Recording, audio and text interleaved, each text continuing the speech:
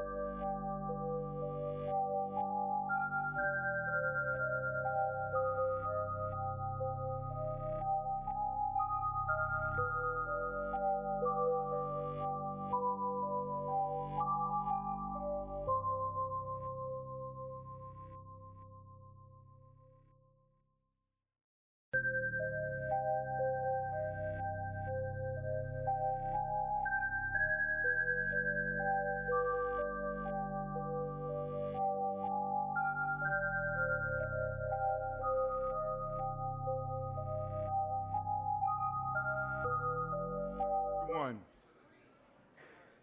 I want to welcome you to this memorial service.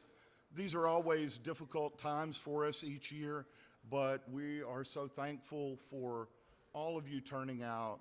And on behalf of the Gygax family, I just want to thank each and every one of you for your love and your support for this community and for Ernie and all that you've done for us over the years. I want to welcome you to this time of remembrance and reflection here at GaryCon. As we gather among fellow gamers, storytellers, and dreamers, we take a moment to honor those we've lost, friends, family, and members of our gaming community who are no longer with us. Their dice may be still, but their stories live on in the adventures we've shared, the memories we've made, and the lives they've touched. Thank you for being here to celebrate them with us. Luke asked me to remind you all a little of the history of GaryCon. I'm sure each and every one of you know that GaryCon originally began as a way for Luke and all of his siblings to remember their father.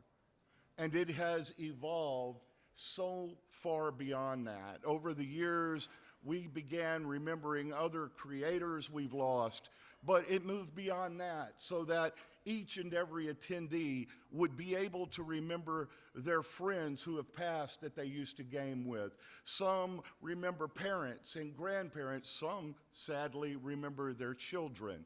We remember those here at GaryCon that we have shared table with.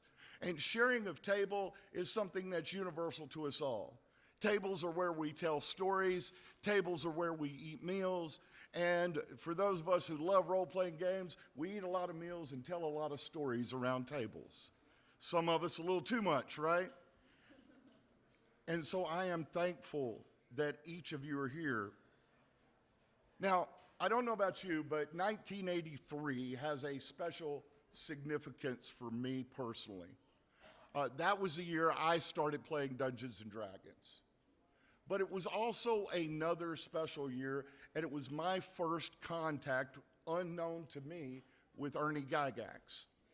That's the year the Dungeons and Dragons cartoon came out. And Ernie worked with D&D Entertainment. And it was that cartoon for me. I didn't always get to play D&D, but that cartoon for me was D&D on the screen. Now, a lot of people made fun of that cartoon.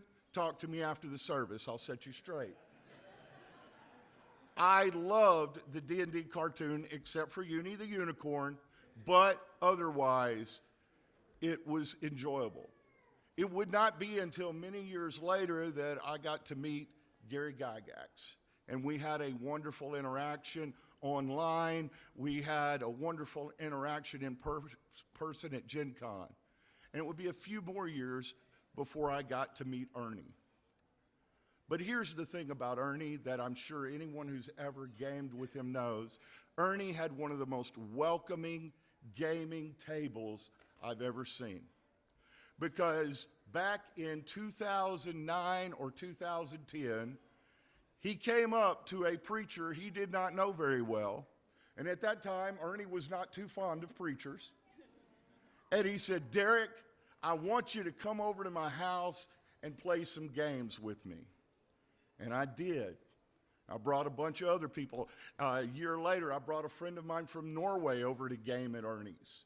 I enjoyed that. Ernie was so welcoming and loving that he had a deep impact on my own theological journey, because I wanted to have a table that was that opening and welcoming, if not more. And that impacted me greatly over a decade ago. And so I thank Ernie for that. I thank Ernie for all the stories he shared, all the stories he's inspired, and all the stories he will continue to inspire in the years to come.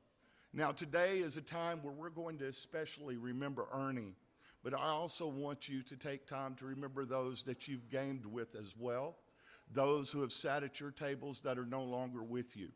And I want you to think and remember the positive stories, because I know some folks are going to get up here and share some great Ernie stories today. And I want you to think of your own great Ernie stories, your own great gaming stories, because it is through the stories that we continue to live on into eternity. Let's never stop telling those stories. And now, if you would, I would like you to join me, take a moment to pause as I continue us with a word of prayer. Almighty Creator, as we gather here today in this space of shared stories and shared hearts, we give thanks for the lives we remember, for the joy they brought, the adventures they shared, and the light they added to our world. In the spirit of the games we love, where every roll of the dice brings possibility, we honor the memories of those who have journeyed beyond our tables. May their stories live on in our hearts, and may their spirits inspire us to live with courage, kindness, and creativity. We give you thanks for that creativity is part of the divine spark within us all. Amen. I invite Reverend Jean Mornard, who is a wonderful and amazing friend, to have our first scripture reading this morning.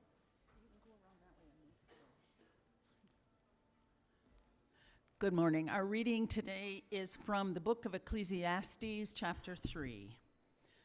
There's a time for everything, a season for every purpose under heaven, a season to be born and a season to die, a season to plant and a season to harvest, a season to hurt and a season to heal, a season to tear down and a season to build up, a season to cry and a season to laugh, a season to mourn and a season to dance, a season to scatter stones and a season to gather them, a season for holding close and a season for holding back, a season to seek and a season to lose, a season to keep and a season to throw away, a season to tear and a season to mend, a season to be silent and a season to speak. The word of the Lord.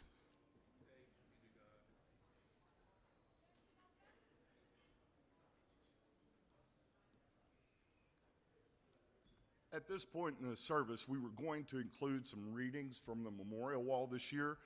For those of you who don't know, we have a memorial wall upstairs that we've done for a number of years where people write the names and share stories of those who have passed. Those could have been over the last year. It could have been many years ago that they passed away.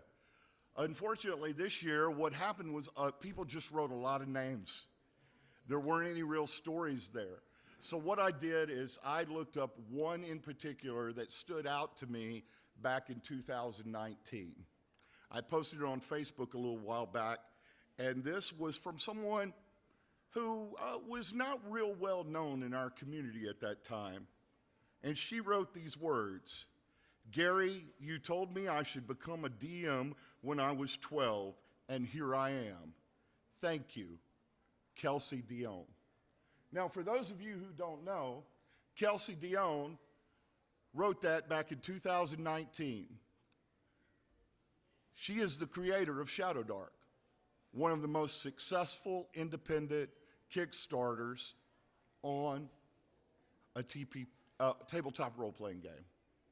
Kelsey is an amazing creator. Her next Kickstarter has blown up. This is what we talk about when we talk about inspiring the next generation. These are the words we need. 12 years old, Gary Gygax told her, "You become a DM." So anybody here under the age of 20, I want to tell you today, become a DM and tell stories, because all of us over 20 have at least run one game, right? So become a DM, tell stories around the table. And next year, share those stories on that memorial wall, and share those stories on your social media. Share those stories of positivity. And now, if you'll join us for our second scripture reading.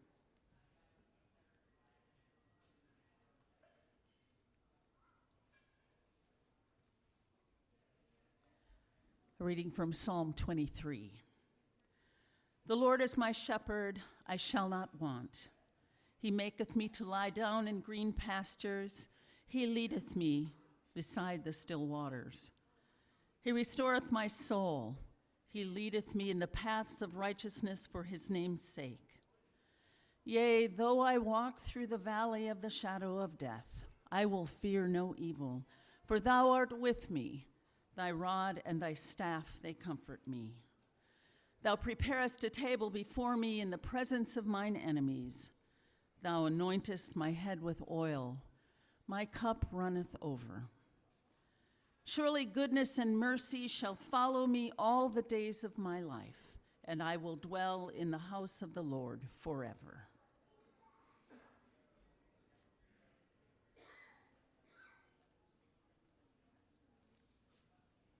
Now we're going to have a few speakers come, and I'll introduce each one of them.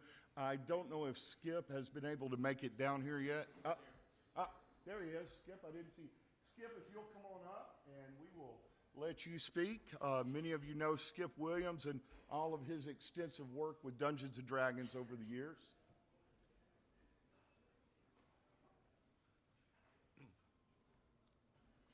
Just a few memories I want to share. I am struck by that last Bible reading. My cup runneth over. Ernie's cup ran over. And over. And over. Something that probably all of you know, even if you don't know about Ernie, is that he really, really loved animals. Yeah, he lived his whole life surrounded by pets. When he was a child, there were always at least one dog in the Gygax household, many, many cats.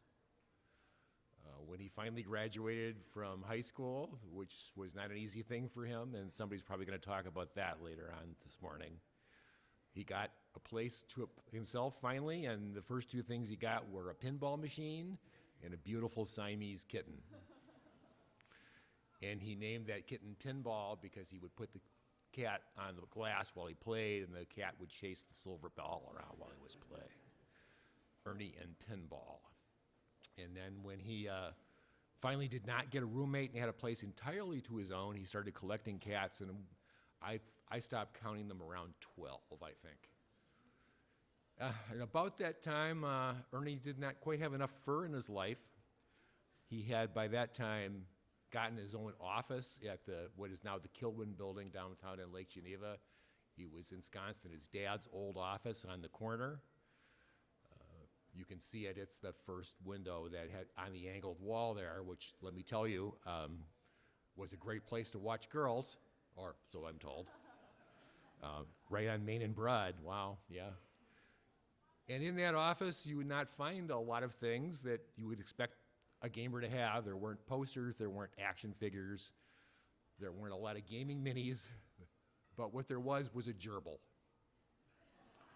Yeah, he had a gerbil in his office, which if you think about it, makes a certain amount of sense, because if you have 12 cats, maybe you don't want to have a rodent at home. Ernie was not always sensible, but at least he had sense in that regard. So one day, one night I should say, it was late in the spring, and we were working hard and heavy on Gen Con, and I came to the office after dinner to meet Dave Conant to work, and there was Ernie's gerbil scampering around on the floor.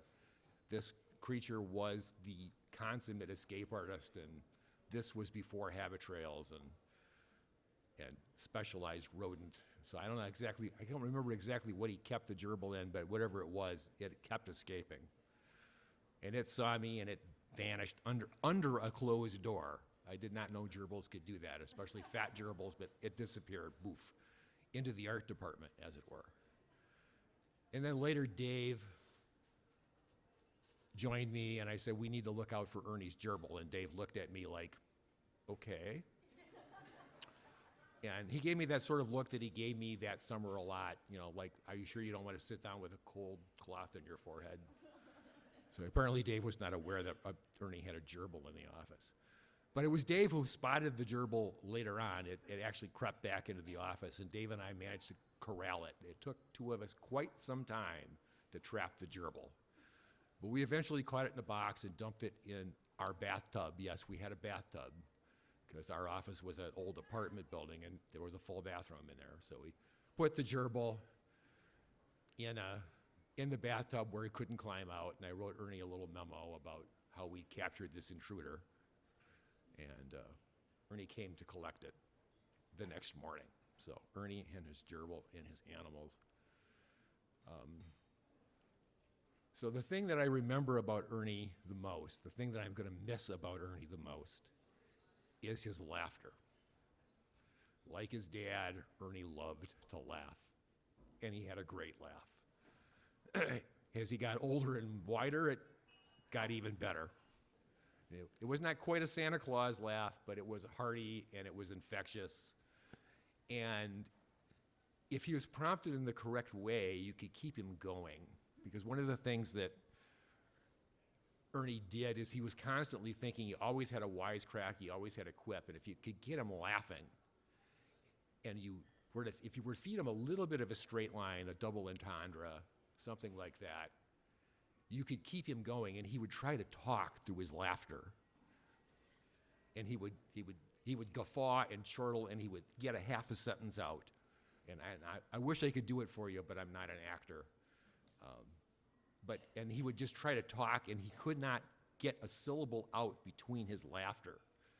And you could keep him going, especially if it gave him a straight line so that he could put you down. He would always go for that, and you could get him going and going until he was breathless and as red as a lobster. And I'm going to miss being able to do that. So I'm going to give the mic to somebody else. I've got to run off and arrange the run a game. I thank you for your time listening to my memories of Ernie. Peace be with you.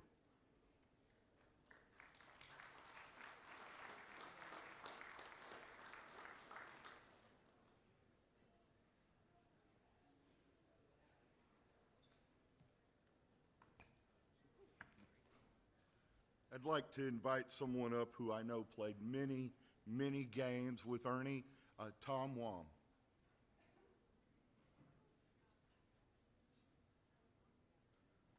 Tom here? Okay. Well then, Dave Conant, I'll let Dave come and say a few words.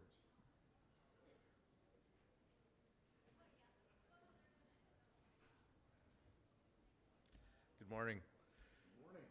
So when Derek told me I had just a few minutes to share what is really a lifetime of memories with Ernie, I met him in high school. We went to high school together, and I decided almost immediately that there was no way that I could share even just a handful of memories in this short amount of time. So I thought, I'm going to share two aspects of Ernie's life that I have gleaned from him over the years of chatting and talking and having fun at the table and deep discussions during the good times and the hard times. And one of those is related to what Skip was just talking about. Ernie, like his dad before him, thoroughly enjoyed having people sit around the table, joining in a game or talking, just enjoying time together at the table. It didn't matter who you were or what game was being played. Ernie would love to have anybody there to join him in at the fun and social aspect of just sitting around the table and enjoying time.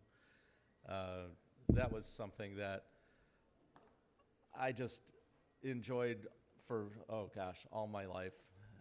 There was, many years of playing D&Ds. He and I together played in Skip's campaign, and it was always good to have Hatcher playing, because even though he played a big dumb fighter, he always found the really good treasures. So it was always good when he was in the campaign with us. But Tom Wam was always around, and he would thoroughly enjoy Tom's games as well. And so we played many games together, and it was always fun. And as I said, anybody who came, if there was, whether he knew you or not, you had a seat at the table if there was one. If he had space on his floor, you could flop space there and hang out. If you didn't have a place to stay, if you were coming into the country and didn't know where to go, if you knew Ernie, you'd have a spot. So that was a blessing to me, in the sense that he was quite the ambassador for the industry, like his dad, in that anybody was welcome. And I think all of us can glean from that. The other aspect is a little bit darker, a little harder.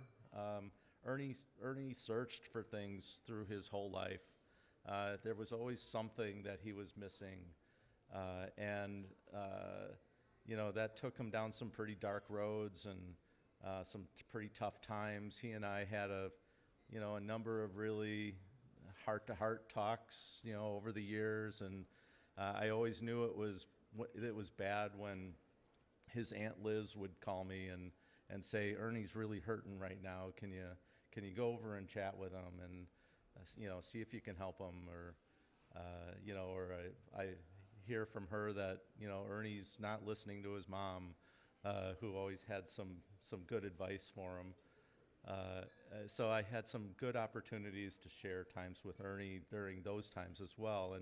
And during that, he was always searching for something. And unfortunately, much of that time in his earlier part of his life, that search seemed to focus inward on himself and what he needed, what he wanted.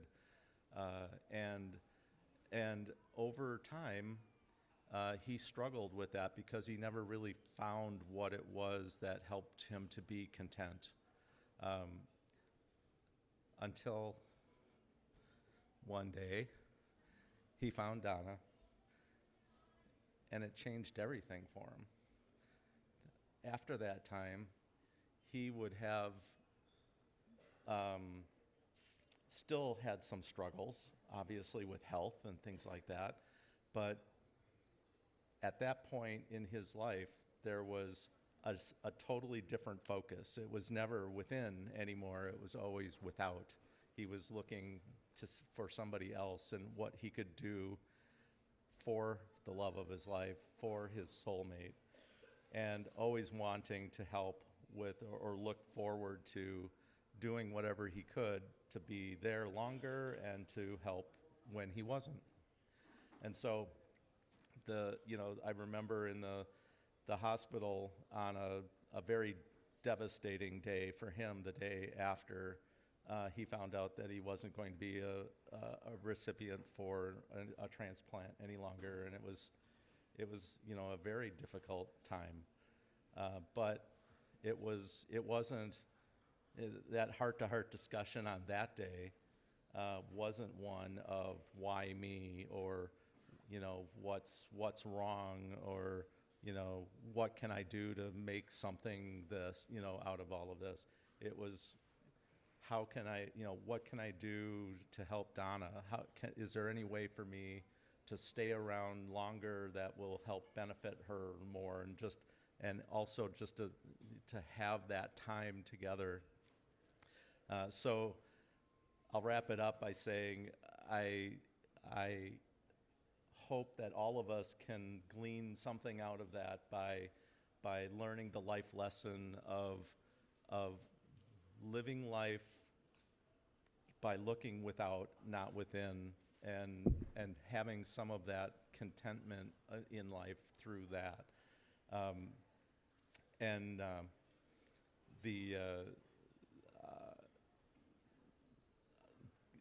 then combining that with our love for this industry, sharing your experience at that table, being the ambassador for the industry and for gaming.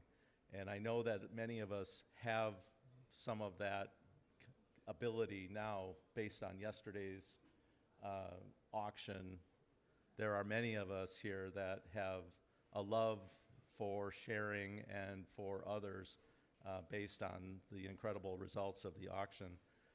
So please take this as a challenge. If you don't currently have that contentment in your life, or take it as a confirmation that that is a life well played if you are looking without.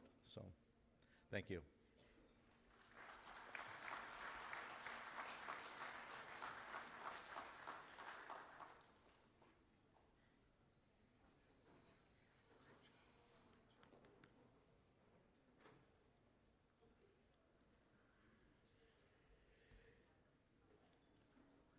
I want to introduce a friend of mine, a very good friend of Ernie's, Stephen Chenault of Troll Lord Games, who he'll probably tell you more about it, was able to publish, would you say, come on up, Steve, Ernie's magnum opus. Yes, the Memorial Tomb.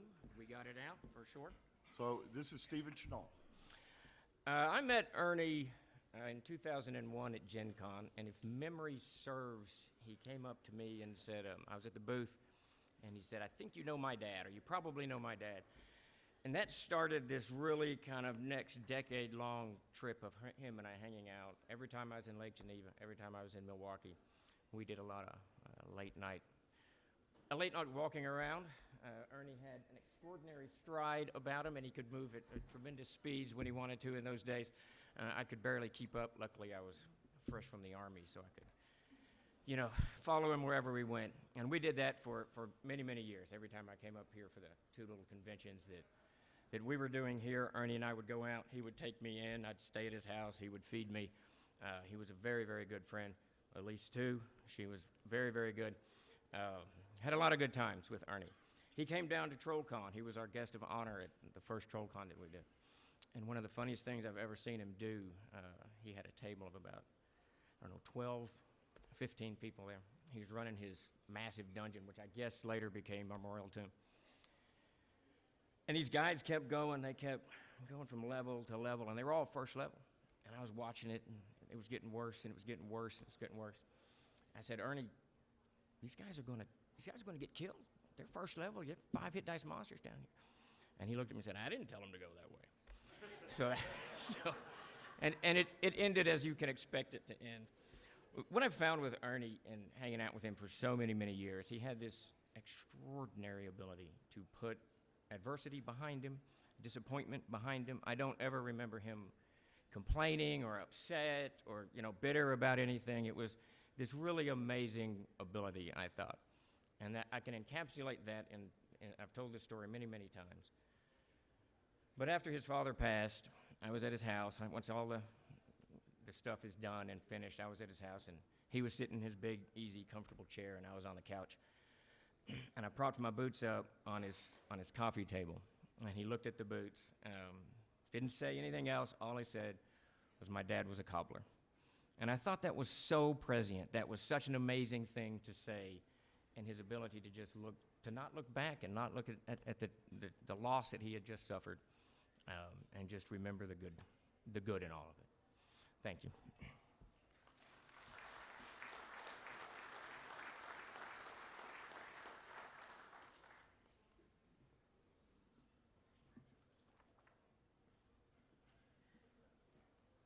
And now, of course, I want to introduce someone we all know and love, and that's Luke Gygax. I know this will be a difficult time for Luke. It's never easy losing your oldest brother. But Luke is an amazing and wonderful friend. But I do want to point something out before Luke comes up. Many of you have these. These were provided by Donna, who was just so wonderful and amazing to give us all of these. So please put these in your bookmarks and disappoint your dungeon master when you pull them out. All right? So, Luke. Nick Seidler and his friends made it.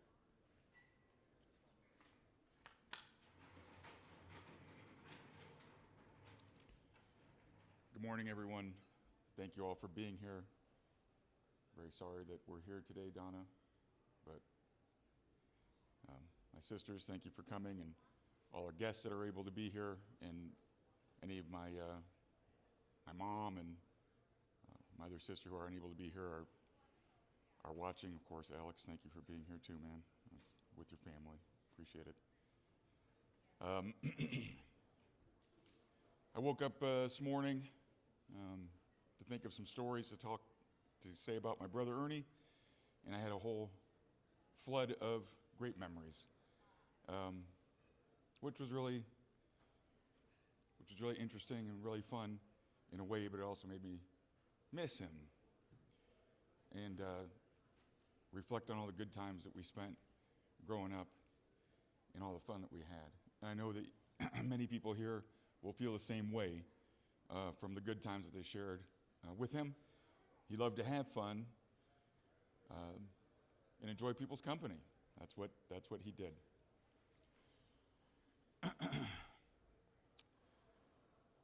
You know, what can you say?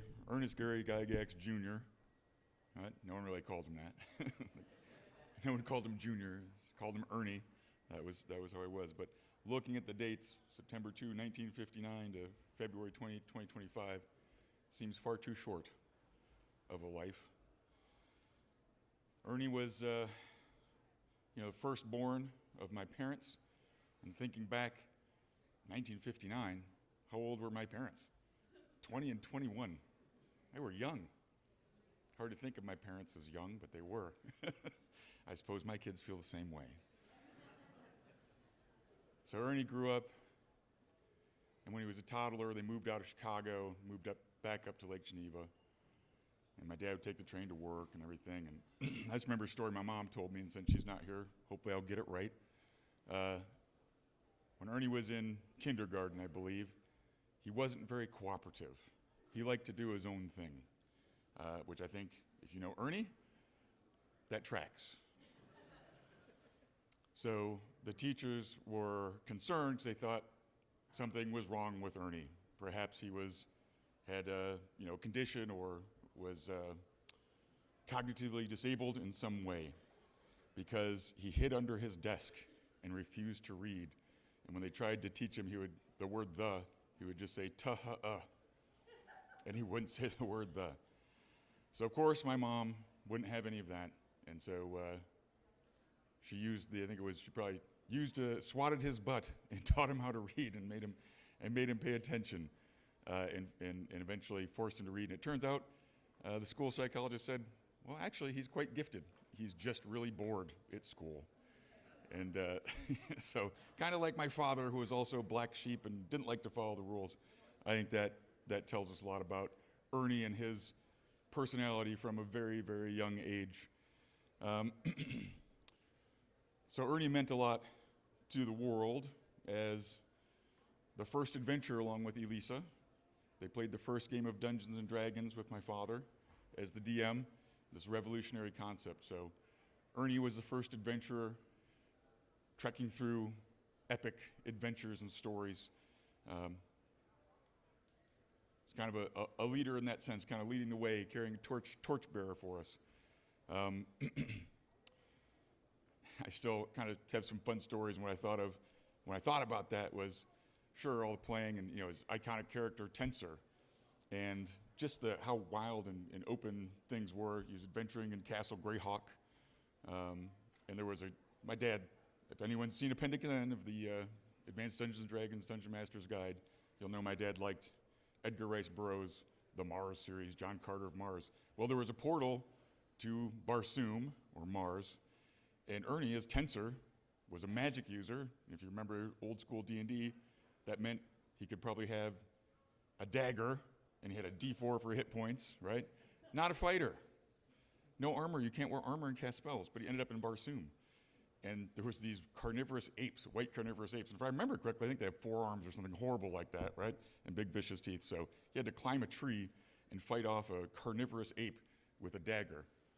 And if you know Ernie, he had amazing luck at games and dice rolls. It was very frustrating when you played a game against him because he would roll really, really well.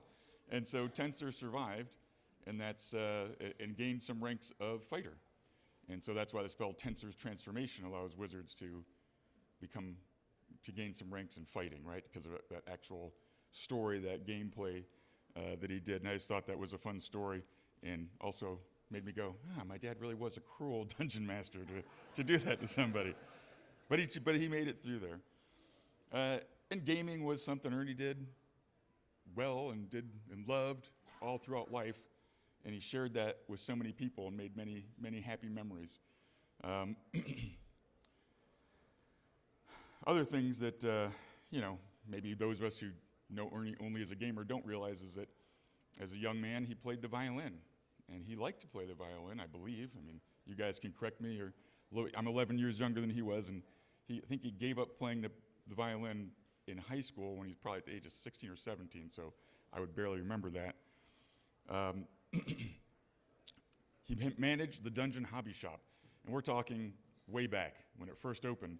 I think it was the address, I believe, is 723 William Street, and I would go over there because there was also the offices for TSR, and my dad's office was upstairs, and but I'd play games there in the hobby shop with people like Skip Williams, and probably Dave, I believe, was over there as well, and Jim Ward and many other folks. But I would go over there, and I would help my brother by hanging miniatures, like plastic miniatures of probably Grenadier. Anyway, the plastic minis, I'd hang them up on the pegboard, and I'd do that for an hour, and he would pay me $1. Which meant I could walk to the store and get a Coke and a big can of Pringles. And these short cans, a big can of Pringles, so it's huge for me. And I got that treat, so that was awesome. I'd help him out for an hour, and I'd get a treat. Of course, he went on to manage the Dungeon Hobby Shop on Broad and Main, where he ran his D&D games for everyone. The Dungeon Hobby Shop, his Dungeon Hobby Shop Dungeon, I guess, is what he called it, or the Hobby Shop Dungeon. Of course, he did. I just reversed those words around. And I mean, I'm going to indulge myself in a couple of stories of my brother and memories if I can. So around that time, 1977, if I recall correctly, there was a movie, a James Bond movie, Spy Who Loved Me, I think. And so he took me to see that movie because I wanted to see 2 movies. I wanted to see Star Wars and The Spy Who Loved Me. So we went to The Spy Who Loved Me, and then he's like, it's close to the end. He's like, all right. For some reason, I think they're floating in the ocean or something, about to get rescued. But he poked me, and he's like, come on. And so we got up, and we went to the bathroom, and we went into Star Wars, and we watched Star Wars. I was like, wow, this is great. So maybe not exactly the best thing to do, but we did it. I admit it. And it was really cool, and Star Wars is awesome. Loved that one. Ernie was also a good big brother in many ways. He was older, and it was cool. I remember when we lived on Chapin Road, so it was a little ways out of town. Couldn't just walk into town or anything. He would read to me if I asked him, and so we'd sit you just had big old bed, sit in his bed, and he read like Jack Vance Planet of Adventure stories to me. And when he was reading, you know, your throat gets dry, right? You need some water, which I do right now. Too many spotted cows last night. So he's reading to me, and he said, "Oh, go fill up my stein with water," because he always kept a stein of water next to the bed. It was one of these big German steins, like a kind of a lead cap or whatever. And I thought it was pretty cool because if you held it up to the light, there was a silhouette of a naked lady at the bottom of the stein. So I was pretty excited. But I would go in there and I would I'd fill it up, right? But I'd also like flush the toilet, and I'd bring it back to him. I'd say, "Here's your fresh toilet water for you." And he'd be like, "Oh no, it's toilet water," you know. Yeah. So he would play along with me. It was funny. I don't know. Maybe we're weird. But it was a lot of fun. Ernie loved pinball. So like I think it was Skip said his cat Pinball. He loved that Siamese cat, and he loved the song "Pinball Wizard" by The Who, and he would rock that song. And he even bought a pinball machine called Home Run Baseball, and he had it in his bedroom. And that was pretty cool because he lived in the basement, right? 'Cause I think he was maybe 18. And so I got to play pinball with Ernie. That was cool. And listen to music and have fun. So I thought he was pretty cool. But eventually, we all grow up and move on, and he did that, and he moved out. But he still would hang out with me sometimes, right? So my dad loved the Bears. We all loved the Bears. I guess we're we're masochists, right? We like to hurt ourselves. Yeah. So we're masochists, so we're still Bears fans, no matter how many times we beat our heads against the walls. But besides that, my dad didn't like to go to Soldier Field or any of that sort of stuff. But Ernie wasn't a Cubs fan. He was a White Sox fan, just to be different, I think, because Dad was a Cubs fan, so he was a White Sox fan. So he took me to Comiskey Park to watch a baseball game. That was pretty cool. Still, I think I've been to maybe one other baseball game, so haven't gone to too many, but I remember that. And riding in the back of his hatchback car, I think, if I remember right. Was it a red Mazda hatchback or something? But I got to ride back there, and I got a little baseball bat, so that was pretty cool. And then eventually, you know, D&D took off and were doing quite well. My parents got divorced, and my dad moved out to Los Angeles and did the Dungeons and Dragons Entertainment Corporation, and out in a home in Beverly Hills, a beautiful mansion in Beverly Hills was the offices, and it was great, and Ernie lived there. And so when I was about 12, nearly 13, I moved out there. And my dad was traveling a lot, so my brother looked after me.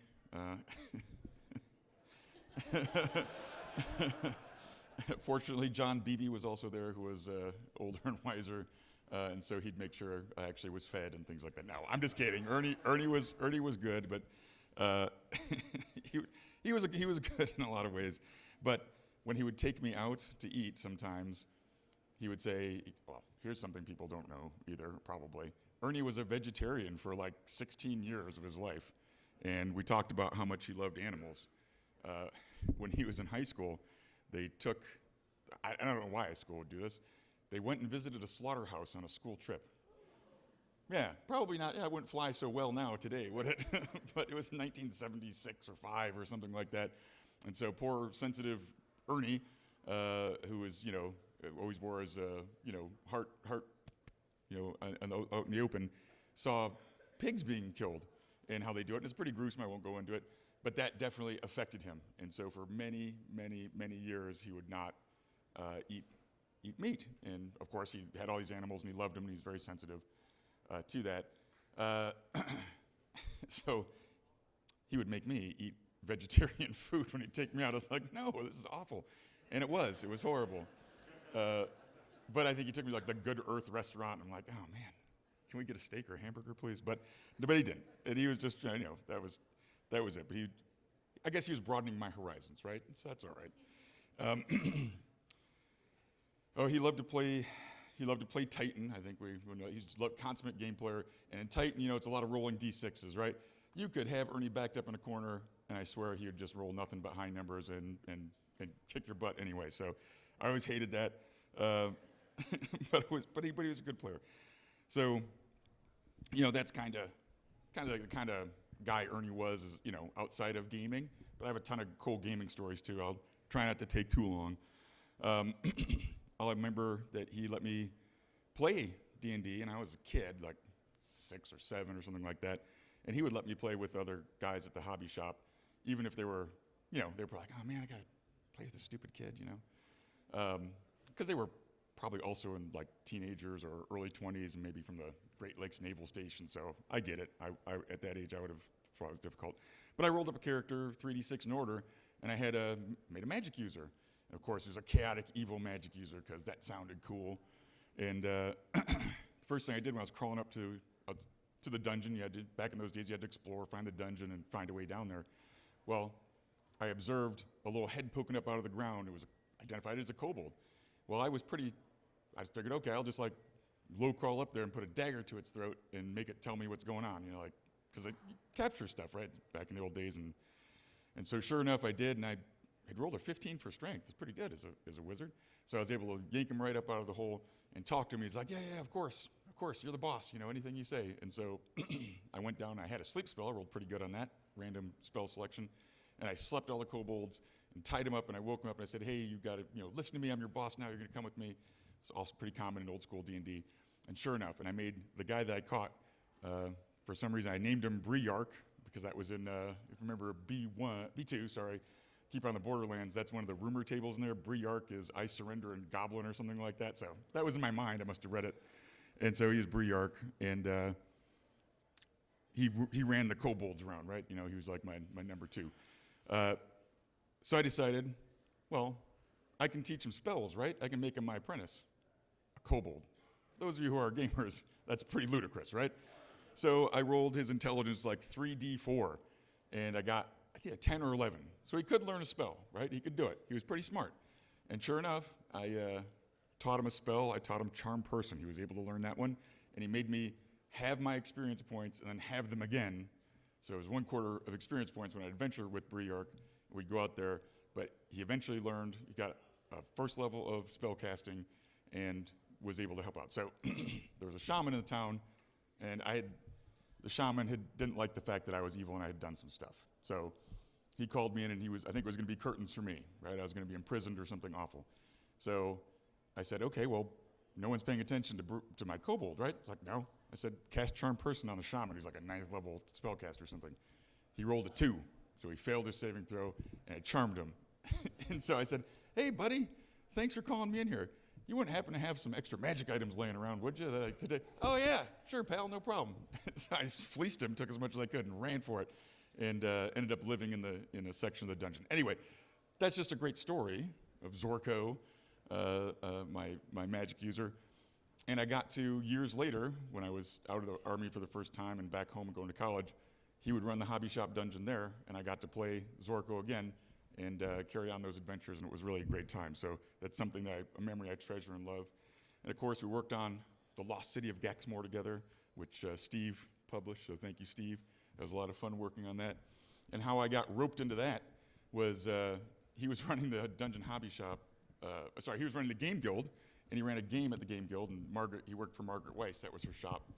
And 3rd edition had just come out. The new system was out. And so she's like, you need to run a 3rd edition system and for other players so we can sell rule books. He's like, I don't want to learn 3rd edition, Luke. Hey, Luke, why don't you DM this thing, and we may as well publish it, right? So we'll write this together. And sure enough, I got roped into DMing 3rd edition, which, sorry, I'm not a huge fan of 3rd edition. It's a lot of work. It's a lot of work. It's a lot of math, keeping track of stuff. And we'd be running for big groups, like 12 to 22 people at a time. But we had this massive, so we made this massive city dungeon crawl and had a lot of good fun. And I guess they're probably guys your age now, Alex, right? There's the kids who are playing there. So hard to believe, but they're just young boys at that time. We had a lot of fun. So we got to do that, and we really enjoyed working on Gaxmore together. All right. And his love of gaming just extended throughout, right? All the time. So as Skip also mentioned, Ernie was searching for stuff, and he struggled at times, right? And at times he became addicted to alcohol, and he drank for many years. And I think that was a time where I think he felt really lost, as far as I can tell. And it didn't seem like the brother that I knew growing up who'd read me stories and do all sorts of things. And so, I talked to him about it, and my mom was very worried, and had a conversation with him. And I told you Ernie liked to do his own thing, right? Didn't want to listen to other people. Well, he didn't want to hear that either, and so that was a difficult conversation. And but he listened. I said, hey, we're gonna have a tough discussion, and this is how it's gonna go. And I said, he said, okay, I'll listen. He said, great, I've heard you. Let's not talk about it again. I said, okay, I respect that. That is what it is. But about that time, I think he also, he loved to walk, right? And he loved animals, and so he would take his beloved dogs for walks and runs in the Hillmore Golf Course. And he I guess they're looking at developing that into like condominiums or something like that, this green space. And he was very unhappy about that, and didn't want to he wanted to be able to run with his dog and walk in that area. And so through that, he met a young lady, and I remember talking about it, and how excited he was to, how interesting she was, and how he really wanted to, go on a date with her and get to know her better and this sort of stuff. Of course, that was Donna. And I think she also influenced him to straighten up and fly right. I think that's fair to say. Yes. So, and lo and behold, it worked. So you rolled a 20 because that's really hard to do. But then, suddenly he gave up drinking, and he kind of shaped up his life, and he started thinking about a future and not kind of being miserable and unhappy with himself. He found something that completed him, and I was very happy to see him do that. And in time, they did get together, and he saw Donna as the love of his life, and you were a very good influence on him, and I thank you for that. So happiness was found. He found happiness, something he'd been searching for. And the last time I talked to Ernie was on the phone. I wasn't able to make it there before he passed, despite my best efforts. And we talked about stories of his life and what that would mean and how to tell a story. And he's like, well, I'll just tell what happened. I said, no, you can't. If you were to write a biography, you don't just say everything that happened in your life. You have to pick a theme, and you have to go through it. And I said, so what do you think your theme is, And we talked about it and over half an hour or so. And he came up with it then. He said, I went on a lot of crazy adventures in my life from the time I left home, chasing women, illicit substances, too much alcohol. And I thought I would find happiness in these areas. I'd find something to complete me. I'd be fulfilled. And he said, really, what my mom told me I should look for was in the end what I needed. And to me, that's kind of a hero's journey, the whole way through and wrapped back around to where he was in the beginning as a 14-year-old or a young man going to, the Kingdom Hall, because we were Jehovah's Witnesses, and kind of trying to live up to a truthful life, a sober life, a life with purpose, a life in service to others. And, that's how he felt towards the end. He's like, wow, I took this really long route to get here, but I finally got here. And he did. He found happiness. And for me, that change of lifestyle in him towards the last years of life, even though he was sick, it's like my brother was back. It's the brother I knew with a clearer mind, a healthier spirit, even if his body wasn't as strong as maybe it was in younger years. And speaking of being strong, Ernie was very strong. He quit alcohol cold turkey.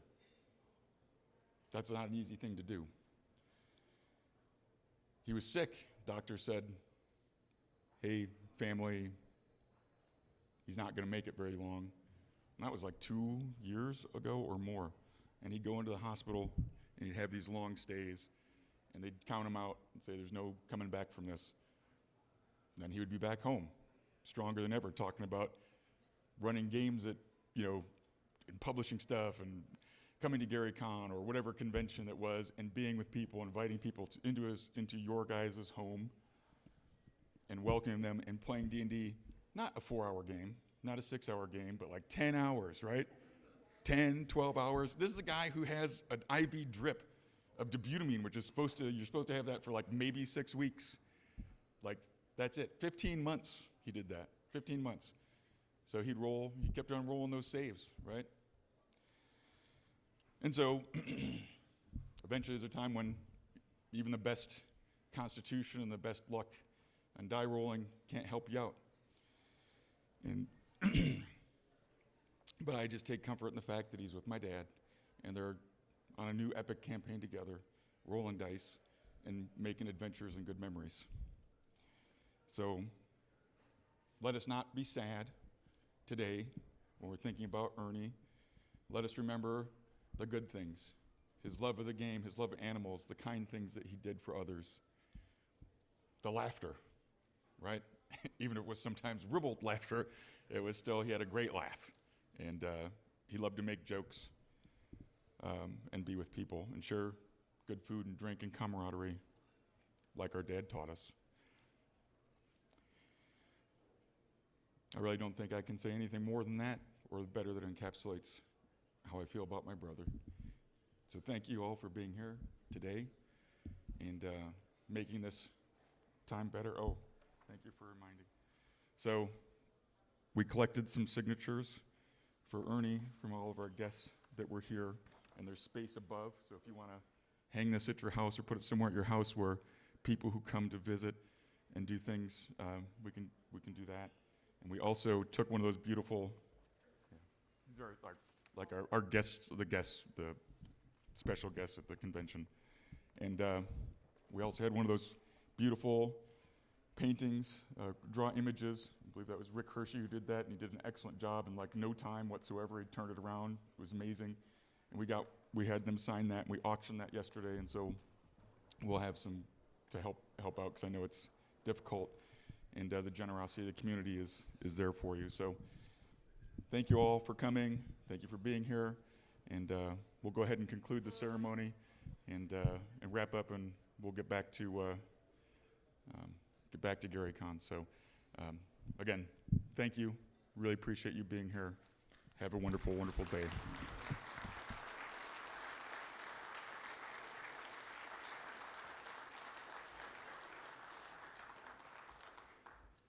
We also want to invite anyone who wants to stay around afterwards and share stories about Ernie or their friends at the table. Feel free to do so. Please join me in this closing prayer and benediction. As we leave this sacred moment, let us carry forward the bonds of community, the strength of compassion, and the hope that unites us all. May we find comfort in one another, and may we continue to build a world where love, laughter, and light prevail. Let us depart from this time of remembrance, carrying the stories of those we honor in our hearts. May their legacy inspire us to roll the dice of life with courage, to build bridges of understanding, and to create a world filled with compassion and joy. Go forth in peace, knowing that you are part of a community that cherishes you, and that love and memory bind us together now and always. May your adventures continue with faith, hope, and love. Amen. Have a nice time, and please be safe, those who are traveling home today.